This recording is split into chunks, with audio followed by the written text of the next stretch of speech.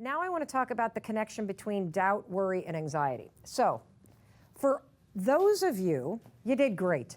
For those of you that are struggling with anxiety, can I see a show of hands of people that are struggling with anxiety? Okay, terrific. Not terrific. I didn't mean to say that it's terrific. I'm sorry.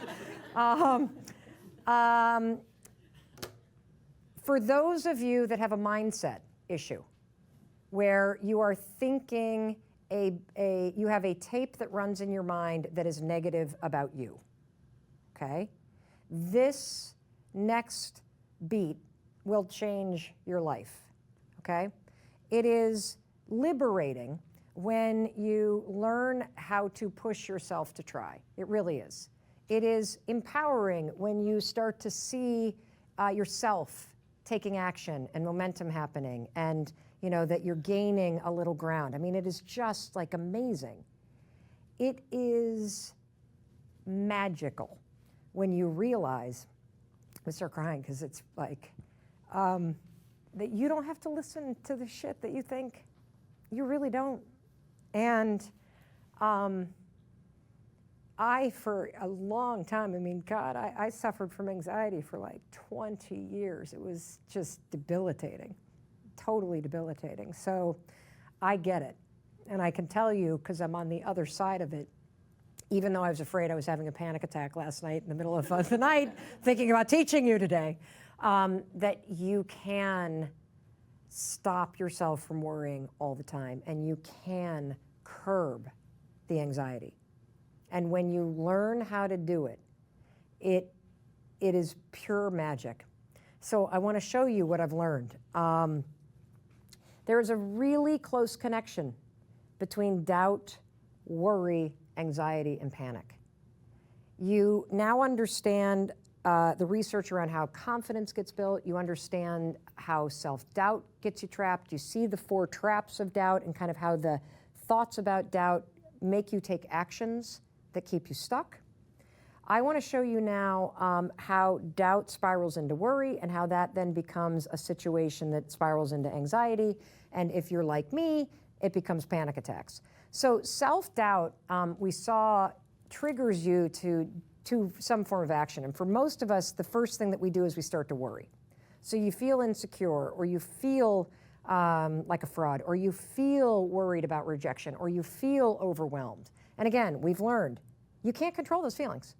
Life is going to throw that at you. So stop trying to get rid of that feeling.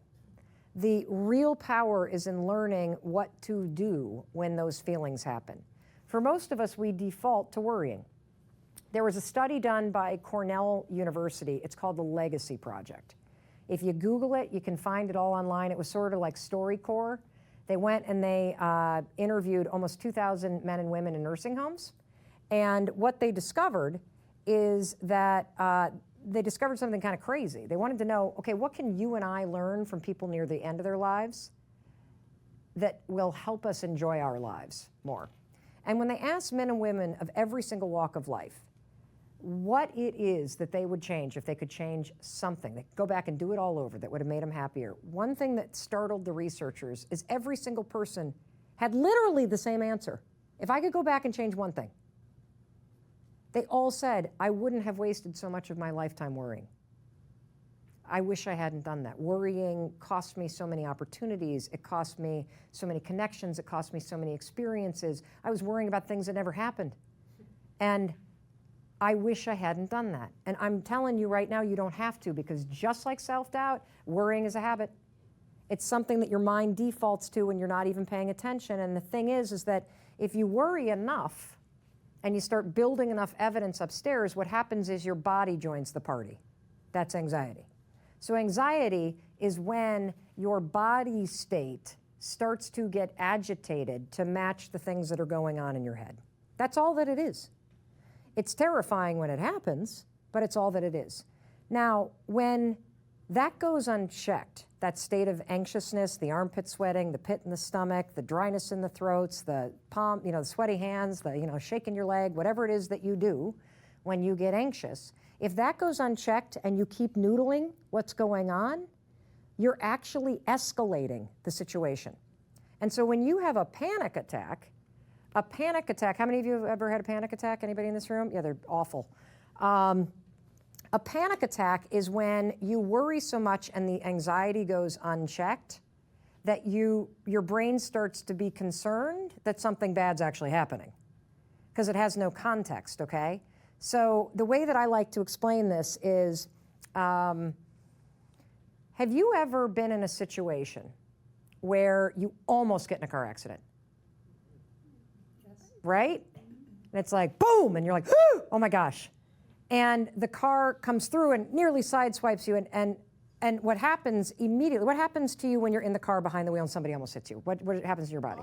Yeah. Like I come out of my body or something. Yes. And what about you, Maggie? I start to think about what could have happened. Yes. And anybody else? What else happens? Cry. Yeah, you cry, your heart races. You might have one of those things. But then something interesting happens, doesn't it? You actually calm down a little bit. Why? Because the car is gone and you're okay. And so your mind now can look around and be like, okay, I got it. We almost were killed, but we're fine now. We can calm down, okay? What happens when you have a panic attack is that whole body freak out thing happens at random. So you'll be standing in your kitchen and you'll be opening up the refrigerator. And all of a sudden, as you're looking at the orange juice, you have a, oh my God, like as if a car had come by.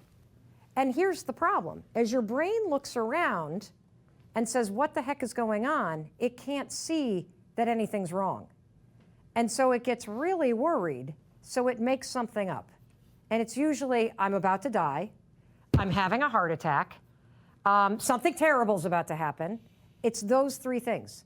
It's your mind's defense mechanism to try to get you out of there because it doesn't know what's coming.